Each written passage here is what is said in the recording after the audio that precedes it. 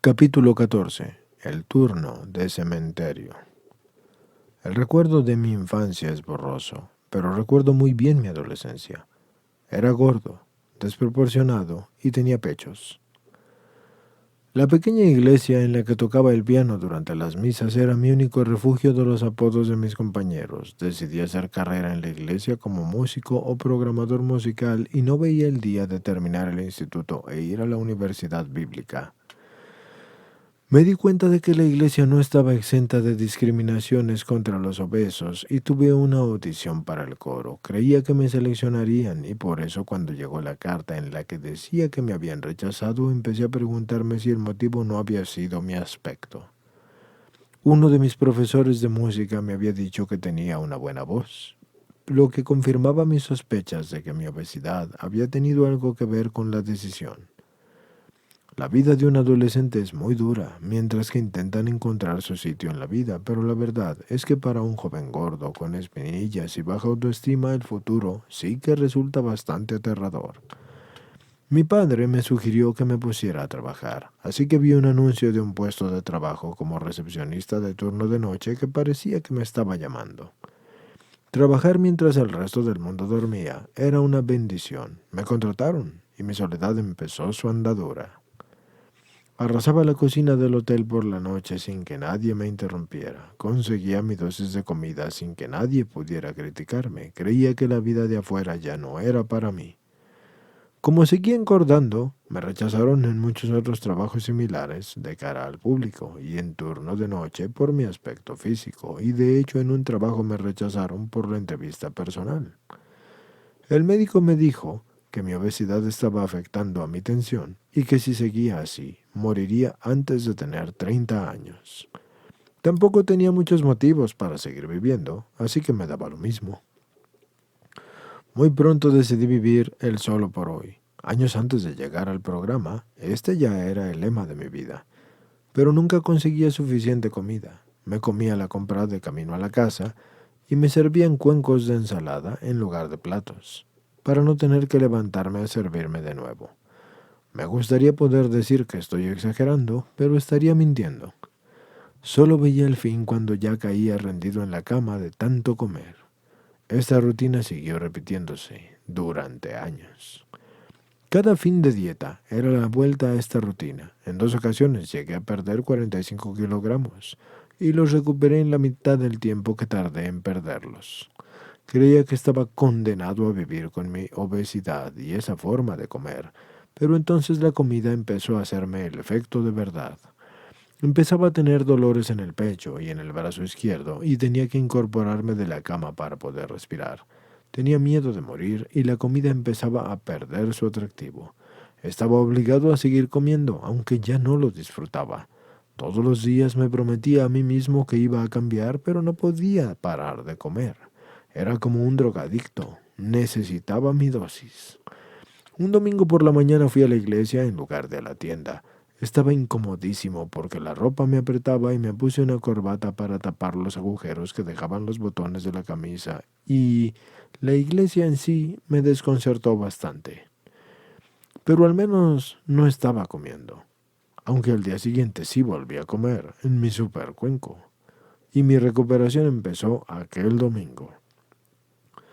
Me puse en acción y me apunté a un programa de pérdida de peso en el que vendían comida preparada. Querían pesarme, pero no pudieron, porque la báscula solo llegaba hasta 200 kilos. Fui a un hospital local a pesarme. Mi peso era 210 kilos. Fui a clases de conducta y cambio de hábito, pero el hecho de que apenas cabía en la silla desviaba bastante mi atención. Lo único en lo que yo pensaba era en salir de allí, sin llevarme la mesa puesta. Estuve 2 semanas comiendo aquella comida y escuchando las cintas. Aquello era un infierno. A la tercera semana pedí una pizza y sentí toda la culpabilidad del fracaso. ¿Por qué yo no podía controlar mi forma de comer como los demás? Parecía que no me quedaba ninguna esperanza. Al menos recordaba que hacía 10 años alguien me había hablado de comedores compulsivos anónimos y recuerdo que fui bastante grosero con aquella persona y que no me interesó en absoluto su recuperación, pero nunca olvidé que lo que a él le ayudó fue comedores compulsivos anónimos. Estaba ya desesperado y todos mis intentos por controlar la comida habían fracasado. En la primera reunión no pude admitir que era un comedor compulsivo, pero decidí seguir yendo a las reuniones, así que llegaba lo antes posible para escoger un sitio cómodo y me iba así cuando decíamos amén. Sin embargo, me compré toda la literatura y gracias a ella descubrí el programa. Las reuniones me desconcertaban. Muchos de los asistentes no parecía que tuvieran problemas con la comida. No tenían obesidad mórbida. Una vez hablé con una persona que había hablado en la reunión de un problema que tenía con cierto tipo de alimentos. ¿Por qué no se la comía? Si seguramente su cuerpo sí lo notaría. Así que le pregunté, y el moderador me corrigió amablemente y me dijo que la enfermedad no tiene por qué identificarse con la obesidad, sino que en el grupo también había personas con anorexia o bulimia. Me dijo también que no se permiten las conversaciones cruzadas durante la reunión, y aún me quedaba mucho que aprender, pero ellos tenían mucha paciencia conmigo. Me di cuenta de que el aspecto más sólido del programa eran los 12 pasos, así que empecé a trabajarlos. Creía que no me llevaría demasiado tiempo en leerlos porque parecía bastante simple. Aprendí que necesitaba un padrino y me parecía una cosa dificilísima porque tenía la autoestima tan baja que no me atrevía ni a preguntarle a nadie. Llamé a la oficina del intergrupo y le expliqué a la persona que me respondió que yo era un caso especial porque pesaba 205 kilogramos, y estoy seguro de que se reía por dentro mientras me explicaba que él había perdido 114 kilos en comedores compulsivos anónimos, así que le pregunté si había alguna posibilidad de perder peso, pero sin padrino. Y me respondió que en comedores compulsivos anónimos no hay reglas, pero que la gente que se recupera lo hace con ayuda de un padrino. Me parecía pues que lo mejor era preguntarle si le podía llamar los 10 días siguientes, y no me dijo que no. Pasaron los 10 días y seguí llamándole. Empecé a perder peso haciendo lo que para mí sería ahora 3 atrancones al día. Incluso con tanta flexibilidad como tenía a las 3 semanas, yo rompí mi abstinencia y me volvió a inundar el sentimiento del fracaso. Llamé a mi padrino para decirle que el programa no funcionaba conmigo y me preguntó que qué solía hacer con la dieta que no me funcionaba y le dije que por supuesto seguía comiendo.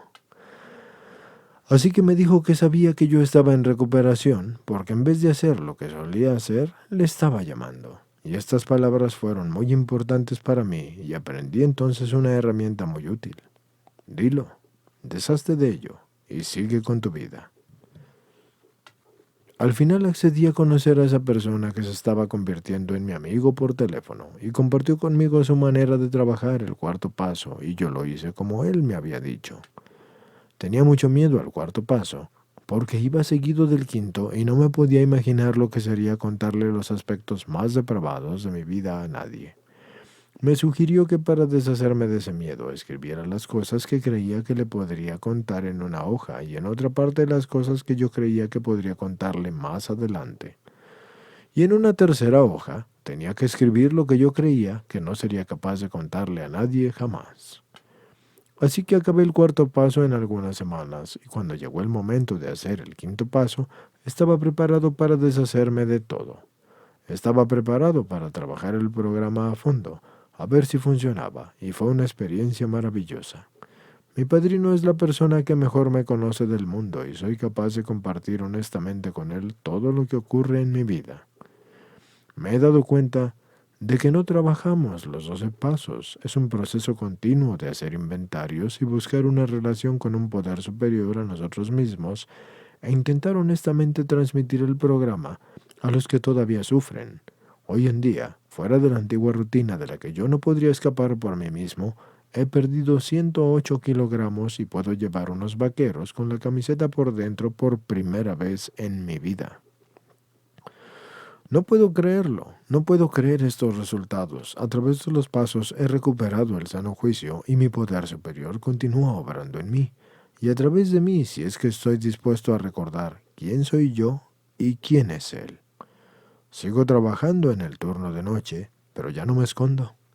Tengo buenas y malas noches, pero acepto con ayuda cualquier situación de la vida que me presentan. Estoy empezando a vivir, y el cementerio ya no es mi meta. Con esto terminamos este capítulo y comenzamos el siguiente.